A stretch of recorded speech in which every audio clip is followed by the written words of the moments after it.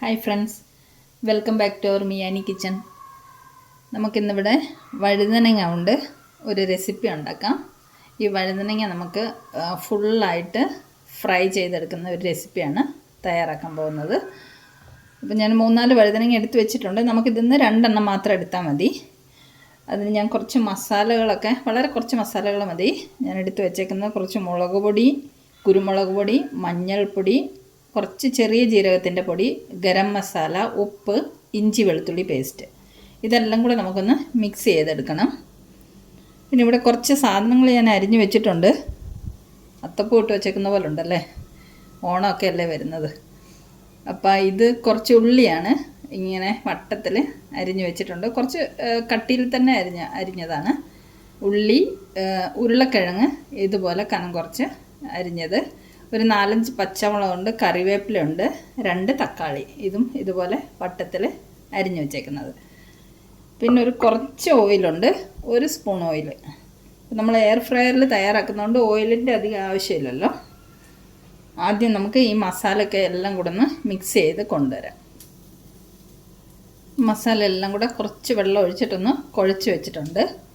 ഇനി നമുക്ക് ഈ വഴുതനങ്ങ എടുത്തിട്ട്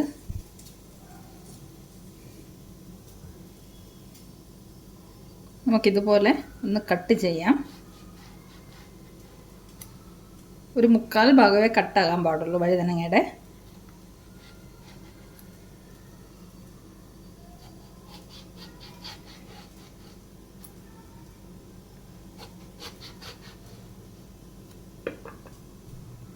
ഇതേമാതിരി ഇതേ അകലത്തിൽ നമുക്ക് ഇത് എല്ലാം ഇതുപോലെ വരഞ്ഞ് കൊണ്ടുവരാം.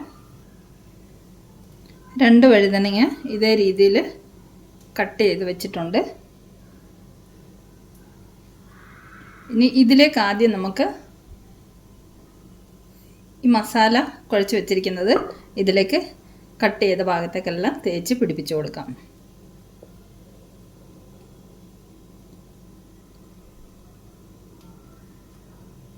എല്ലാത്തിലും ഇതുപോലെ നമുക്ക് മസാല തേച്ച് പിടിപ്പിച്ച് കൊണ്ടുവരാം. നമ്മൾ 2 വഴുതനങ്ങയിലും അകത്ത് മസാല നിറച്ച് കൊടുത്തിട്ടുണ്ട്. ഇനി ഇതിലേക്കെല്ലാം നമുക്ക് ഉള്ളി, തക്കാളി, ഉരുളക്കിഴങ്ങ് കട്ട് ചെയ്ത് വെച്ചേക്കുന്നതെല്ലാത്തിലും ഓരോ പീസ് ഇതുപോലെ വെച്ച് കൊടുക്കാം.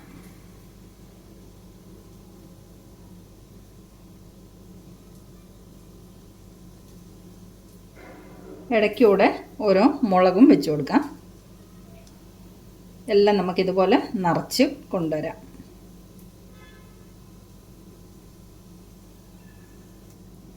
നമ്മൾ 2 വഴുതനങ്ങയിലും ഉള്ളി, ഉരുളക്കിഴങ്ങ്, തക്കാളിയൊക്കെ കട്ട് ചെയ്തത് നിറച്ച് വെച്ചിട്ടുണ്ട്. ഇനി ഇതിൻ്റെ മുകളിലേക്ക് കുറച്ച് എണ്ണ ഇങ്ങനെ ഒഴിച്ചു കൊടുക്കാം നമുക്ക്.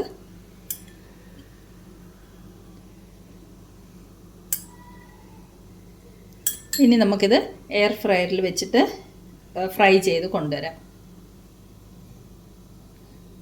അപ്പം നമ്മുടെ വഴുതനങ്ങ എയർ ഫ്രയറിൻ്റെ ട്രേയിലേക്ക് സെറ്റ് ചെയ്ത് വെച്ചിട്ടുണ്ട്. ഇനി നമുക്കിത് സ്റ്റാർട്ട് ചെയ്യാം. ഞാൻ എയർ ഫ്രയർ ഒരു 2 മിനിറ്റ് പ്രീ ഹീറ്റ് ചെയ്ത് വെച്ചിട്ടുണ്ടായിരുന്നു.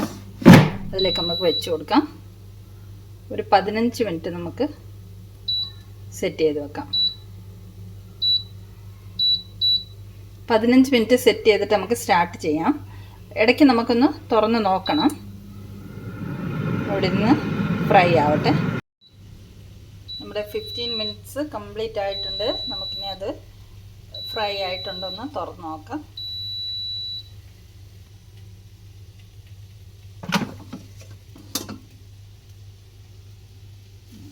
നല്ല രീതിയിൽ ബേക്കായി കിട്ടിയിട്ടുണ്ട്. നമുക്കിനി ഇത് പ്ലേറ്റിലേക്ക് സെർവ് ചെയ്ത് കാണിച്ചു തരാം.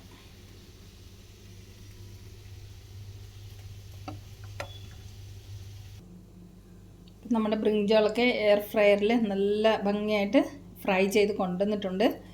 ഇത് ചോറിൻ്റെ കൂടെയും ചപ്പാത്തിയുടെ കൂടെയൊക്കെ സൈഡ് ഡിഷായിട്ട് കഴിക്കാൻ നല്ല ടേസ്റ്റിയാണ്. ഇതുപോലെ വെറുതെയും കഴിക്കാം. ഇതിനകത്ത് വെച്ചിരിക്കുന്ന ഉള്ളി, പൊട്ടറ്റോ, തക്കാളി എല്ലാം നല്ലതുപോലെ ബേക്കായി വന്നിട്ടുണ്ട്.